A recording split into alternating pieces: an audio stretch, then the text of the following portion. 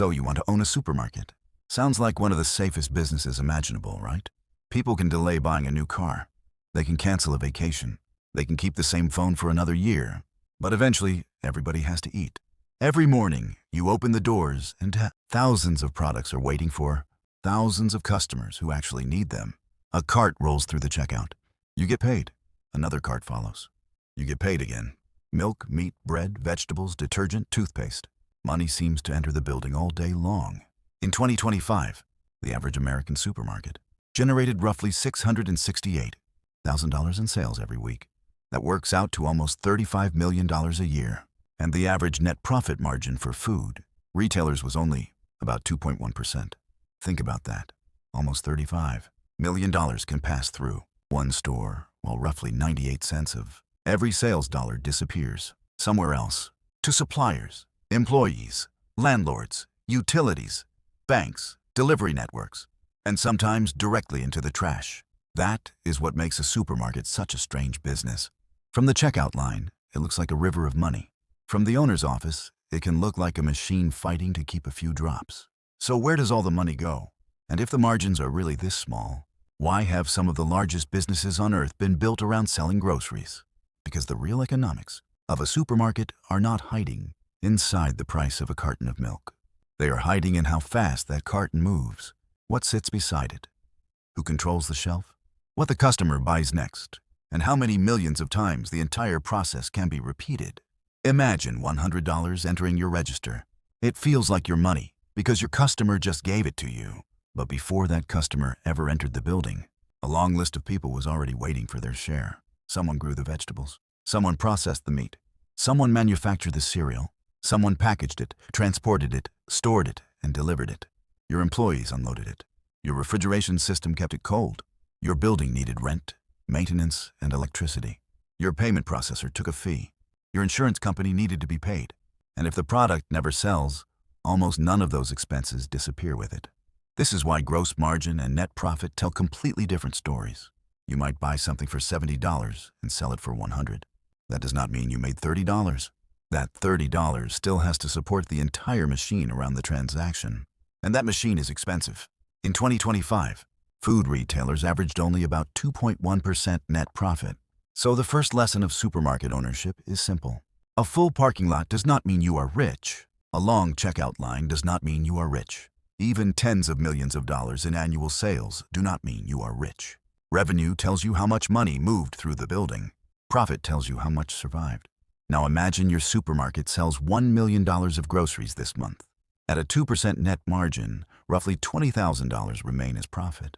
Now imagine nothing dramatic happens. There is no fire, no recession, no competitor opens across the street. Electricity simply becomes more expensive. Labor costs rise. A supplier changes its terms. More food spoils than expected. Theft increases slightly. If those additional costs equal just 1% of sales, roughly half of that $20,000 profit disappears. That is the 2% trap. In a high-margin business, a small operating mistake may be annoying. In a supermarket, a small mistake repeated thousands of times can erase the month. And suddenly, the obsessive behavior of giant grocery chains begins to make sense. Why save seconds at checkout? Why redesign the route an employee takes through the stockroom? Why care whether somebody touches the same box twice? Why obsess over a few cents of waste? Because when the entire business may keep only a few cents from each sales dollar, tiny efficiencies are not tiny. They are the profit. A supermarket does not need one brilliant transaction. It needs millions of ordinary transactions to go almost exactly right. And that sounds like a terrible business, until you understand the other side of the equation. You might buy a sofa once every several years. You might replace your refrigerator once a decade. But milk disappears. Eggs disappear. Bananas disappear. Toilet paper disappears. And then the customer comes back. That changes everything. Grocery retail is not built around making an extraordinary amount of money from one transaction.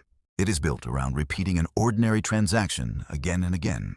The product leaves the shelf. Cash enters the system. Another product replaces it. Then that product leaves too. This is why shelf space is not passive storage. It is productive capital. Imagine two products taking up exactly the same amount of space. One sits there for 2 months before somebody buys it. The other sells every 2 days. Even if their margins are similar, Those two pieces of inventory are doing completely different jobs for the owner. One traps capital. The other releases it and allows the cycle to begin again. So when a supermarket owner looks at a shelf, the important question is not simply, how much profit do I make on this product? The better question is, how much profit can this piece of space generate over time? Once you understand that, the store starts looking less like a warehouse full of groceries and more like thousands of tiny pieces of capital moving at different speeds. Now suppose you manufacture a new pasta sauce. You spend money developing the recipe. You design the bottle. You create advertising. But none of that matters if customers never see it. You need access to the shelf. And the supermarket cannot stock every product every manufacturer wants to sell. That makes physical space a scarce resource. The Federal Trade Commission has studied grocery industry slotting allowances, including payments suppliers may make in connection with the introduction and placement of new products. The exact arrangements vary widely and historical. FTC studies should not be treated as a price list for supermarkets today. But the economic principle is much more interesting than any particular fee. The supermarket does not only sell groceries to shoppers, it controls access to shoppers. An eye-level position can be more valuable than a bottom shelf. An end cap can be more valuable than the middle of an aisle. A checkout display can be more valuable than almost anywhere else in the building. Suddenly, the shelf starts behaving like real estate. Every product is occupying a location that another product could use. If one cereal earns less from the same space than another cereal could earn, keeping the first one has a cost, even if it is technically profitable. The product is the tenant, the shelf is the property, and the supermarket decides who gets the lease. But eventually, the retailer discovers something even more interesting. Why give every valuable piece of shelf space to somebody else's brand? Create your own. Private label changes the relationship because the supermarket gains more control over the product, its positioning, and its relationship with the customer. Aldi shows how far that strategy can go.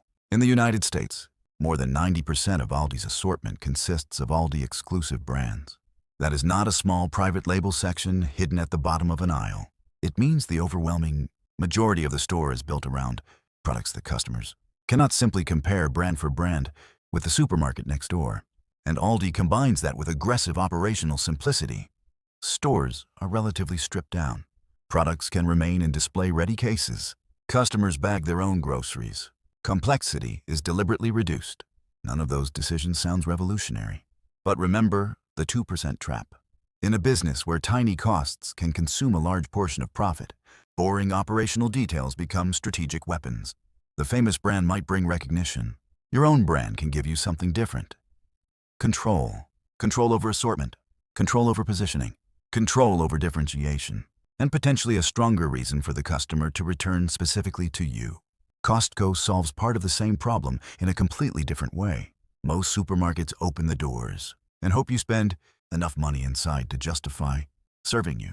Costco asks you to pay before you even start shopping.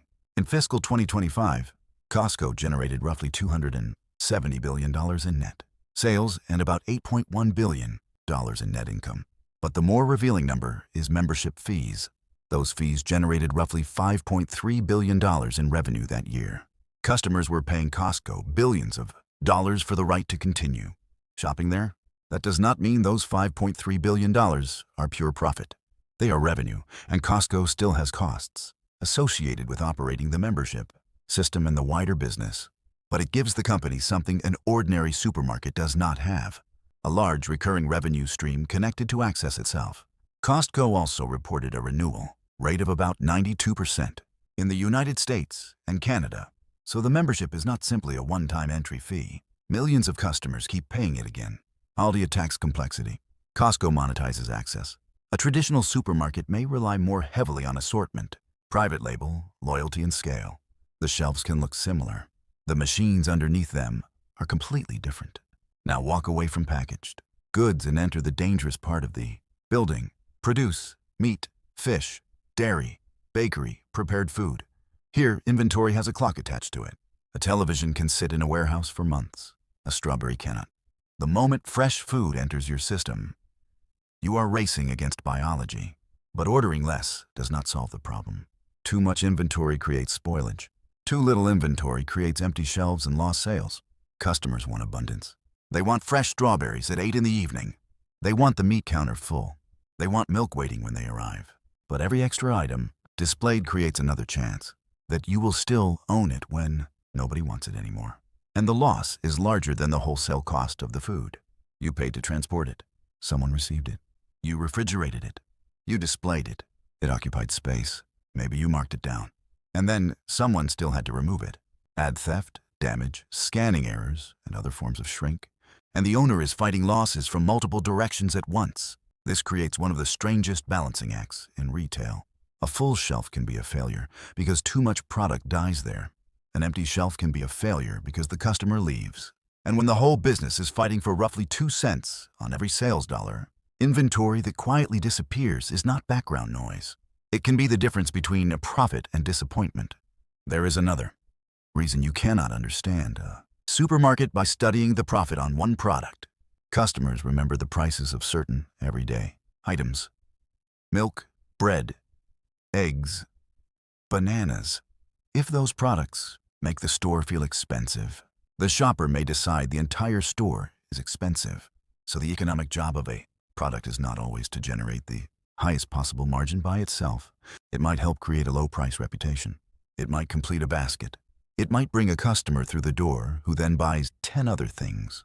This is where simple explanations about grocery pricing fall apart.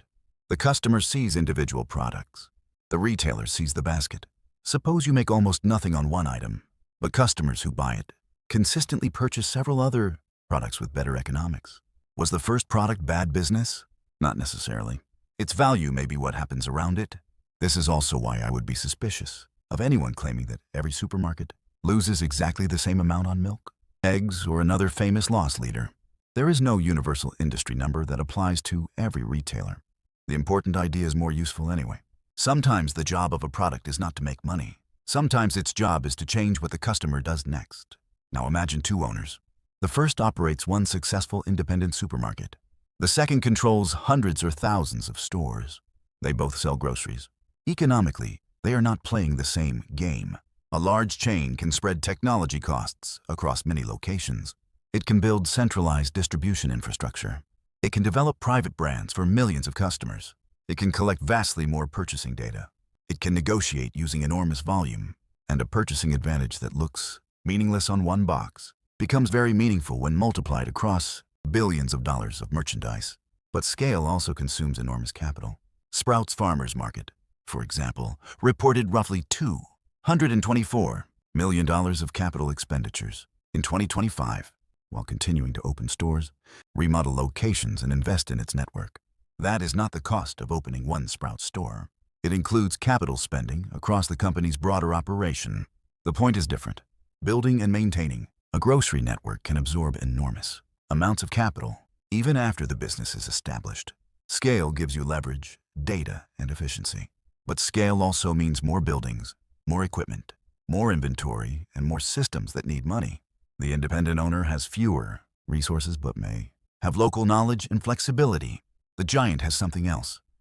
A denominator. Save a fraction of a cent and multiply it millions of times. Negotiate a fraction better and multiply it across an entire network. In a 2% business, fractions become fortunes when the denominator gets large enough. And now we reach the part of supermarket economics that may be more valuable than any individual product. The customer has to come back. A household can postpone buying a car for years. It can cancel a vacation. It can stop going to the cinema. But the refrigerator empties. The pantry empties. Cleaning products run out. Then the cycle starts again. That means the supermarket is not really fighting only for today's shopping basket. It is fighting to become the place that household chooses next week. And the week after that. And the week after that. This is why private brands matter. Loyalty programs matter. Convenient locations matter. Familiar layouts matter. Pickup and delivery matter.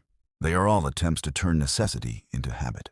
Once a family defaults to your store, the value of that relationship stretches across hundreds of future shopping trips. This is one of the strange advantages of selling products designed to disappear.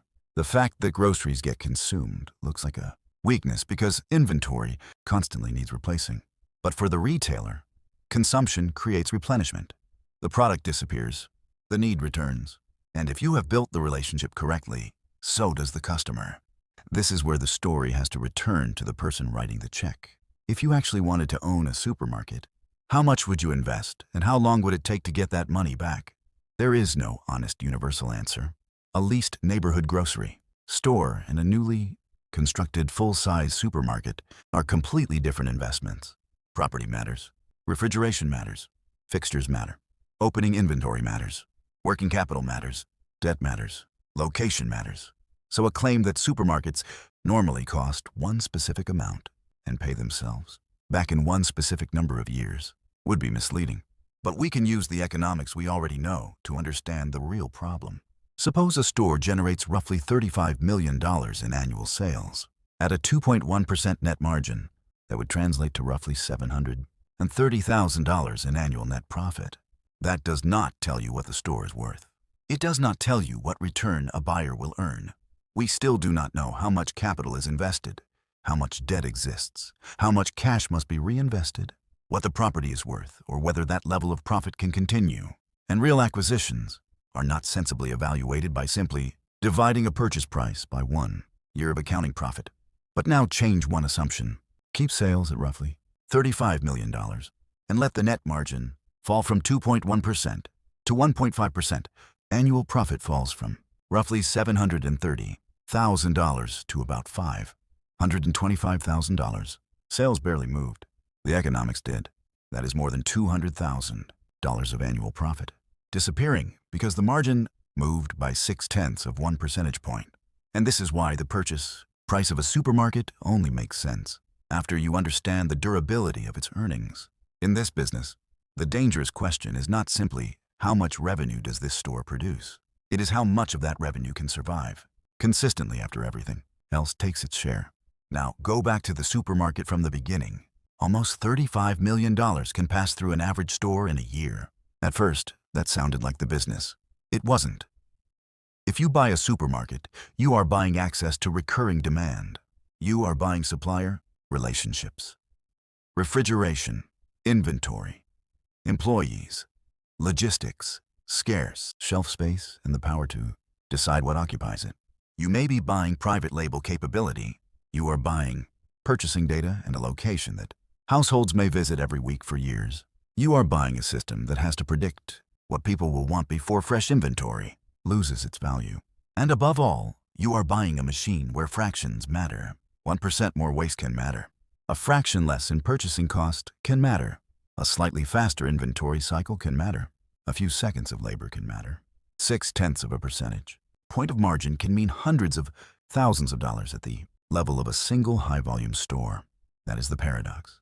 A successful supermarket can have a packed parking lot, full carts, and tens of millions of dollars flowing through the registers while the owner fights over pennies. But repeat those pennies fast enough, control the shelf carefully enough, reduce waste enough, build enough purchasing power, and convince the same customers to come back every week. And those pennies become an enormous business. The customer sees groceries. The owner sees inventory turns, shelf space, labor minutes, supplier terms, shrink, capital, and recurring demand. So if you want to own a supermarket, do not ask how much money goes through the checkout. Ask how much survives the journey. Because in this business, revenue is everywhere. Profit is hiding in the gaps. If you want more breakdowns of the hidden economics behind businesses everyone thinks they understand, subscribe. Because the most valuable part of a business is often the part customers never see.